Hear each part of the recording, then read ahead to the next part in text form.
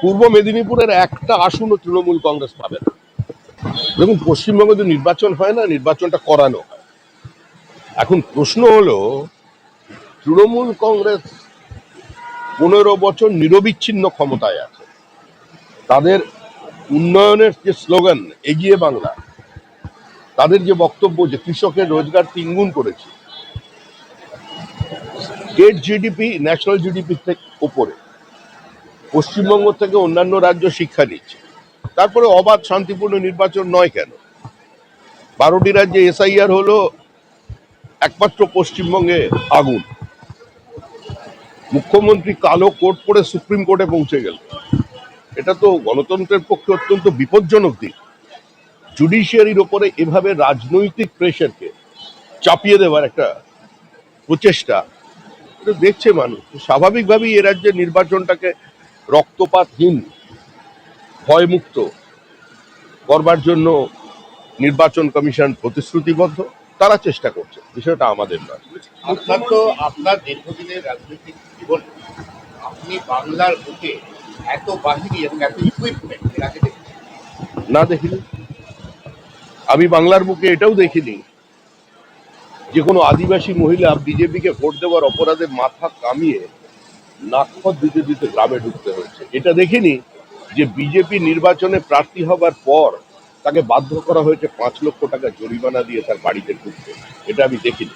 আমি আমার জীবনে এটাও দেখিনি যে দেশের রাষ্ট্রপতিকে একটা সামান্য ময়দান পর্যন্ত প্রোভাইড করা হবে না, তাকে সমস্ত সিকিউরিটিকে ধূলিসাৎ করে দিয়ে একটা গলির মধ্যে নিয়ে গিয়ে তার প্রোগ্রাম হবে। এটা দেখা যায়।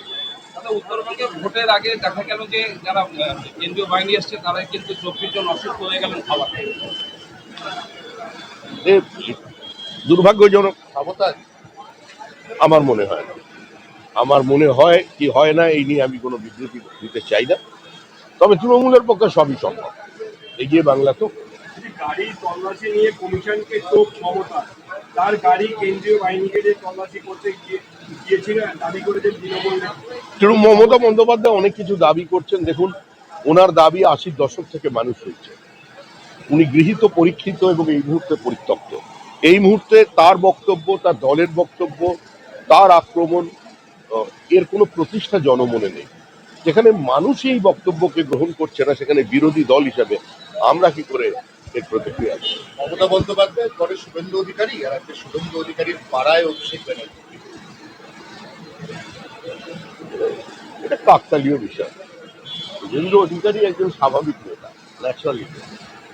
তিনি মুখ্যমন্ত্রীকে নন্দীগ্রামে হারিয়েছিলেন। তৃণমূল কংগ্রেস 5 বছর ধরে বলেছে এই জয় লোডশেডিং এর জয়। লোকসভা নির্বাচনেও নন্দীগ্রাম সেগমেন্ট থেকে তৃণমূল কংগ্রেস লিড পায়নি, সেখানেও আমরা অনেক এগিয়ে আছি। এবারে গতবারের থেকে 20 গুণ বেশি ভোটে জিতবে নন্দীগ্রাম, আর ভবানীপুর থেকে বিজেপি প্রার্থী শুভেন্দু অধিকারী নির্বাচিত হবেন। অভিষেক আজকে আবার ওনার পাড়ায় কাঁথিতেই বা কাঁথি বাস স্ট্যান্ডেই। পূর্ব মেদিনীপুরের একটা আসনও তৃণমূল কংগ্রেস পাবে না। আপনি বাস স্ট্যান্ডে প্রচার করতে পারেন, ছাদে প্রচার করতে পারেন, পুকুরে ঝাঁপ দিতে পারেন রাহুল গান্ধীর মতো, আপনি একটু দূরে গিয়ে দীঘাতে সাঁতারও কেটে আসতে পারেন, কিন্তু তারপরেও পূর্ব মেদিনীপুরে তৃণমূল কোনো আসন পাবে না।